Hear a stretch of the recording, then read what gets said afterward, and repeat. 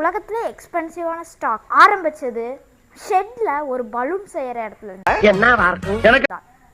மொத்த கதையை சொல்றேன். இந்த மாதிரி நிறைய இன்ட்ரெஸ்டிங்கான இதுக்கு நம்ம சேனலை ஃபாலோ பண்ணிக்கோங்க.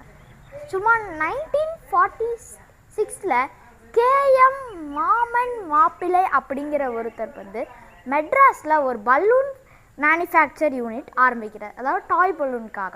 அதுக்கப்புறம் வந்து த்ரெட் ரப்பரை வந்து 1951 ஒரு மேனுஃபேக்சர் பண்ணார்.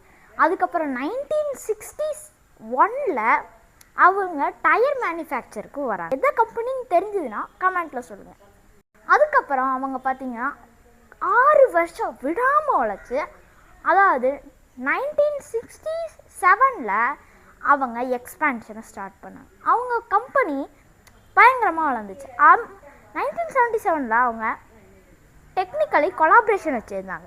இது கூடனா மேன்ஸ்ஃபீல்ட் அப்படிங்கிற ஒரு டயர் மேனுஃபேக்சரிங் கம்பெனி கூட கொலாபரேஷன் வச்சது. அதுக்கப்புறம் அவங்க விடாமல் இது பண்ணி ஒவ்வொரு இதாக அவங்க முன்னேறி வளர்ந்தாங்க. ஸோ அதுக்கப்புறம் அவங்க பண்ணது யாருமே நினச்சி கூட பார்க்கலங்க. ஒரு கிரிக்கெட் பேட்டில் அவங்க பேரை போட்டாங்க. எல்லாருமே அதை என்னடா இவ்வளவு சிரிச்சாங்க. இதெல்லாம் என்னப்பா, இதெல்லாம் எப்படிப்பா வேலை செய்யும் அப்படின்னு எல்லாம் சொல்லும்போது திடீர்னு சச்சின் டெண்டுல்கர் அவரோட பிராண்டை பயங்கரமாக கொண்டு போனார். எஸ், இது என்ன பிராண்டுன்னு கெஸ் பண்ணியிருப்பீங்கன்னு நினைக்கிறேன்.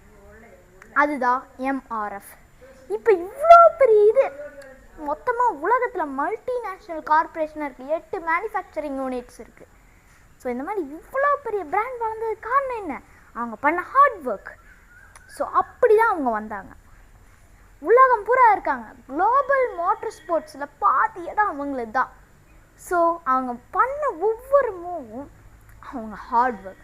ஸோ நீங்களும் ஒரு நாள் எம்ஆர்எஃப் மாதிரி ஒரு பிராண்டாக ஆகணும்னா நம்ம சேனலை ஃபாலோ பண்ணிவிட்டு அடுத்த வீடியோக்கு வெயிட் பண்ணுங்கள். Bye guys.